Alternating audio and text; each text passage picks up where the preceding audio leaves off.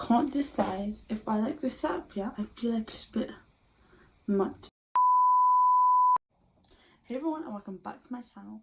1, 2, 3. My darling, I love you, I love you, I love you, I love you, I love you, I love you, I love you, I love you, I love you, I love you. Today I'll be talking with you guys about schools, high schools, going back to schools, do's and don'ts.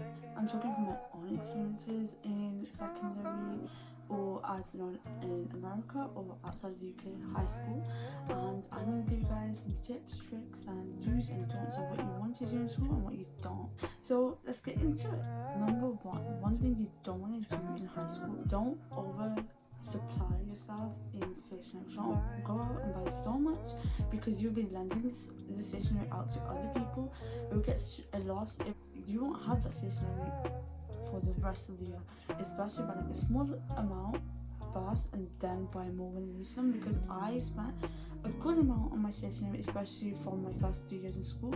Now I only use an iPad and an Apple Pencil, but you don't want to go out and spend so much on stationery, because literally it will get lost, it might get stolen, and honestly I don't know what the situation in your school is, but in my school your stationery can get stolen quite easily. So it's in your best interest to get small amounts first and then move on and get more when you feel like you need more. Number two, on things you shouldn't do: going off from the station and walking. One thing is English is, I promise English is my first language. One thing that is important to do when you go for school shopping is don't overbuy one set of things. For example, you probably need 2 blue pens and 2 black pens, 1 green and 1 red, and then like 4 highlighters. Don't buy yourself like 10 highlighters, 4 blues, 4 blacks and 4 reds and 4 greens. You don't need that. You need 2 of each colour. 2 for the main writing, or if your school requires a certain ink colour or ink type, 2 of those pens, and then 2 different coloured pens each. So like a red, green, purple, pink, whatever your school thinks is eligible. Following closely from that, you also want to get a pen that your school may recommend. For example, your school may recommend that you use an ink fountain pen, or you might want to use one of these pens. If that's what you want to use, then you might want to go out and buy yourself an ink cartridge pack. That's important, so you can consistently refill your pens and use them on the go, and it's important that you keep those in your pencil case. So that's a do. Make sure you keep them cartridges in your pencil case, because you can run out anytime, and if you don't have any, you're kind of stuck. Number 3, for what you shouldn't do when going to high school: don't be so underconfident. Think of yourself as a little, role model. Think of things that make you confident and express them confidently. Don't let yourself be very shy, timid, because people use that to kind of push you away from activities where you may shine. For example, if you love acting and you have a drama class, don't shy away. Who cares? It's on like a 10-minute lesson, 10-minute performance in each lesson. If you do well, people remember that. If you don't do as well as you wished you would, people will get over it. You have 5 years or 2 more years, 3 more years to go. People get over it. If you want to do something, give it your best. Don't be underconfident. Always think about how you can do so much better than you think you would do. It's actually a very good mindset to have, and I wish someone would have told me this myself, because I shied away from so many things, and now I think about it, I don't even think about those people that I used to go to school with anymore, but I really wish I still did those things that I think I could have done. Don't let other people dictate what you can and can't do. Do what you think is best for you, and do what you enjoy. Number 4, what you shouldn't do is don't leave back to the last minute. That is the worst thing you could possibly do. It's one of the hardest things to catch up with, and you get it all jumbled up in your mind. You don't know which subject you're doing what for, and it can actually get very, very confusing. Therefore, as you're given homework, make sure you write it down and try to get it done that night or the night after, because sometimes it's very hard to get it done. Or one thing I used to do was get it done in that break that you said after the homework was assigned, because then I would get home and rest, and that is actually something that helped me be very on top of my work, because I got to go home and rest. But in school, because I was in a school environment, I just got my work done, and it's actually very helpful. A very helpful tip I feel like you should do this is do your work in the breaks provided for you at school, as well as socializing with your friends and keeping a good social group. Make sure you get the work done in the breaks you're given, because then at home when actually have like facilities for you to dress and things that you want to do at home, you get to see them, and it's actually a lot more helpful and a lot more time like it lets you appreciate your time. Number 5, and the last thing you shouldn't do for when you go back to school this year, don't limit yourself in the types of friends, people and people you want to meet and people you want to get along with, because I find we limit ourselves very much in this area. Like we look at people and think, oh, I would get along with them, so I should go talk to them, or we'd be like, oh, I won't get along with that person, so I shouldn't talk to them. No, if you find someone interesting, if you want to build a social life, if you just feel like getting out there, go do it. No one cares what a person thinks. You can say hi and it can be very, very awkward, but you can build from there. Or you can say hi, it can be very, very awkward, you might not build from there. But at least you exercise and test your social skills.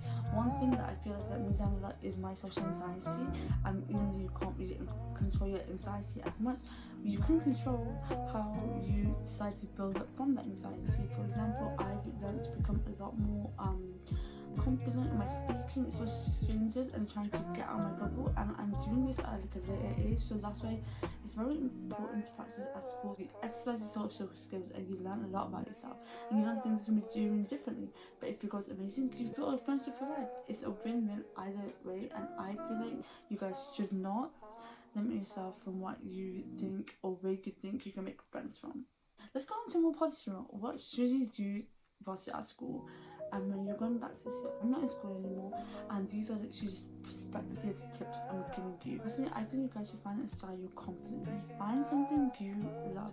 It can be baggy shirts, it can be nice jeans, it can be a favorite color, it can be a nice hijab style, glasses, jewelry, anything. Like my favorite things, and just to help you guys express yourself, my favorite things are rings, certain hijab styles, and certain color tones on my self.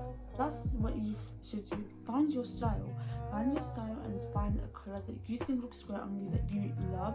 Jewelry pieces that go with the color, jewelry pieces that go with the skin. Are you a gold, silver person? What is the jewelry that complements you? Do you like earrings? Do you like necklaces? Do you like rings, bracelets? Is it your shoes that give you a bit more of a kick? What is it? What is it that helps you find your style? Second thing you should definitely do for going back to school this year. Okay, number 2, expand your social group. If you made a bunch of friends before, find their friends, make more friends, expand your social group, and build upon that social group. You can do little study dates, you can do homework dates, you can do sleepovers. Expand your social group. That's very, very important for this year. I want you guys to do it. I want you guys to go out there and find people you really get along with and make a big circle of friends, okay? I promise you the right friends can build amazing on your mental health and your right amount of personal space, but also building friendships.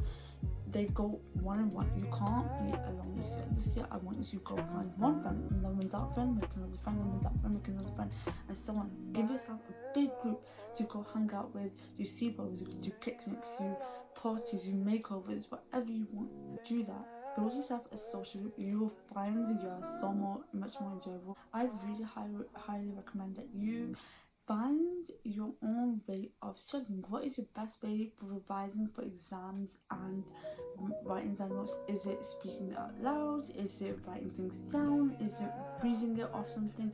How do you study the best? And this will help you a lot with your exams that come obviously every single year, and you want to find the best way to do it. So find the best revision studying techniques that works for you. Just spend the year exploring and then build upon what you think works best for you. Number 4, how do you give a break to your own mental health? That's really important, especially for high school, which lasts for like a good 5 to 6 years. How do you find the best ways to unwind? And this year, I think that's really important because we've gone from like such a big pause in the world to, oh, let's go back into the world, from a pandemic where everything stopped to like get back into the real world. So how do you find your best way to unwind? Do you do yoga? Do you write things down? Do you use journaling, meditation after school? Do you sleep for a bit, take naps, have a food break, watch movies? Find the best way that you can find to unwind and let go of all of your worries and stresses from school. Number 5, try your best not to be the it person. Don't limit yourself to what everyone else is doing and follow them. No, everyone has their own speed and their own pace they're gonna go at. this year I want you to find your speed and your pace and build on that. Not build on what everyone else around you is doing, not build on what you think what is best for you. So this year I want you guys to look at yourself and self-evaluate and think, actually, do I sleep too much? Maybe I could get more work in, or do I work too much and maybe I can get more sleep in? What works best for me? And how can I strive to be better in my studies and better in my social life? And you'll find that thinking like that actually helps you a lot. Like, it can really change your school year. Anyways guys, that was the end of this video. I hope you guys really enjoyed.